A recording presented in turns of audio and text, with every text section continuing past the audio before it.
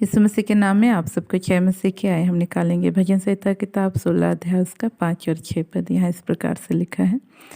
यहोवा मेरा भाग और मेरे कटोरे का हिस्सा है, मेरे भाग को तो स्थिर रखता है। मेरे लिए माप की डोरी मनभावने स्थान में पड़ी और मेरा भाग मनभावना है। हाँ प्रियो, यहाँ देखते हैं परमेश्वर का दास राजा दाऊद कहता है यहोवा मेरा भाग और मेरे कटोरे का हिस्सा है। तो यहाँ देखते हैं प्रियो कि परमेश्वर का दास राजा दाऊद ने जो है परमेश्वर को अपना भाग माना था, उसको जो है अपना हिस्सा समझा था, जिसके कारण जो है उसका हृदय जो है हमेशा आनंदित रहता था। हम देखते हैं वो जो है बड़े ही आनंद के साथ आराधना किया करता था परमेश्वर के जो है स्तुति के जो भजन थे और गीतों को वो उसने लिखे बहुत से। और जो है हम देखते हैं कि आज भी उसके भजन जो है पढ़े जाते हैं। और हम जो है देखते हैं राजा दाऊद के विषय में कि वह जो है वीणा भी जो है बजा करके परमेश्वर की महिमा किया करता था। तो इस तरह से देखते हैं जो राजा दाऊद था वह पूरी रीति से परमेश्वर को अपना समझता था और उसको अपना भाग मानता था, जिसके कारण वह प्रसन्नचित्त रहता था। ये ठीक उस प्रकार से है जैसे कि मान लीजिए कहीं पे जो है ज़मीन का बंटवारा हो रहा है और एक ऐसा टुकड़ा है जिसके विषय में कोई और नहीं जानता है कि उसमें जो है सोने की खान पाई जाती है, लेकिन जिसके भाग में वो पड़ जाए वह जब उससे जानेगा तो वह जो है क्या है सबसे बढ़ कर के आनंदित होगा।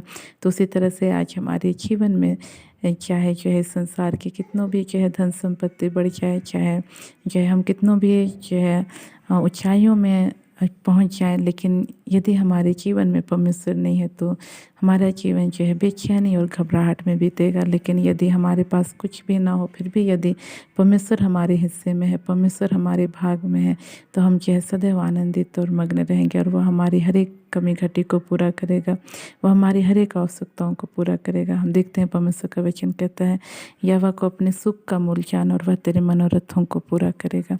तो जो है प्रिय परमेश्वर को यदि हम आज अपना सब कुछ समझते हैं, यदि हम जो है उसको अपना हिस्सा या अपने जीवन का एक अहम जो है हिस्सा उसको बना लेंगे, तो वह हमारे जीवन में जो है हर एक आशीषों को जिनको हमने कभी सोचा नहीं है उन आशीषों को भी वो हम तक पहुंचाएगा और हमारे जीवन को दिन प्रतिदिन ऊंचाइयों की ओर लेके जाएगा। इसलिए आज हमको चाहिए कि हम उसको अपने प्रतिदिन का जीवन में एक विशेष स्थान पर रखें। जिस प्रकार से हम अपने परिवार के सदस्यों को रखते हैं, उनका एक विशेष स्थान रहता है, उसी तरह से यदि हम परमेश्वर को अपने जीवन में एक विशेष स्थान में रखेंगे तो वह हमारे साथ जो है हमेशा बना रहेगा और हमारे जीवन को इस संसार में एक आशीषित और उन्नत जीवन जीने में मदद करेगा।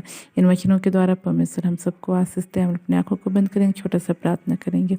प्रेज़ लॉर्ड प्रभु जी, आपने हमसे बोला, बातचीत किया, उसका धन्यवाद करते हैं प्रभु जी। होने दीजिए प्रभु जी। इस प्रकार राजा दाऊद ने प्रभु जी आपको प्रभु अपना भाग प्रभु जी बनाया था, अपना हिस्सा बनाया था प्रभु जी।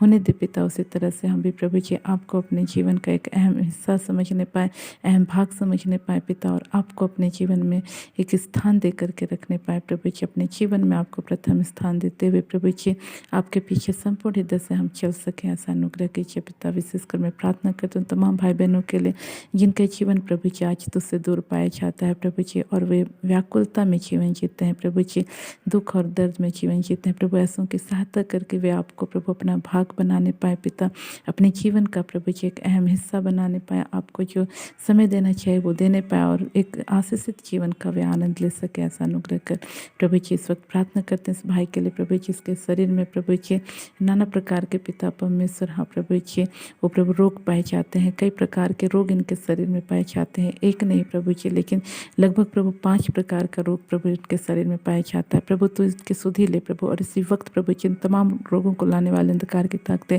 इस भाई के जीवन को छोड़ के इसी वक्त यीशु के नाम से, इसी वक्त यीशु के नाम से जाती रहने पाए प्रभु। तेरी चंगा करने वाले सामर्थ सिर से लेकर पैर तक यीशु के नाम से इसी वक्त बहने पाए प्रभु जी, और ये भाई प्रभु जी पूरी रीति से आच्छाद होकर तेरी महिमा कर सके, ऐसा अनुग्रह कर। तूने हमारी प्रार्थनाओं को सुना, उसको धन्यवाद। धन्यवाद साथ प्रार्थनाओं को यीशु के नाम मांगते हैं, आमीन। आप सबको जय मसीह की।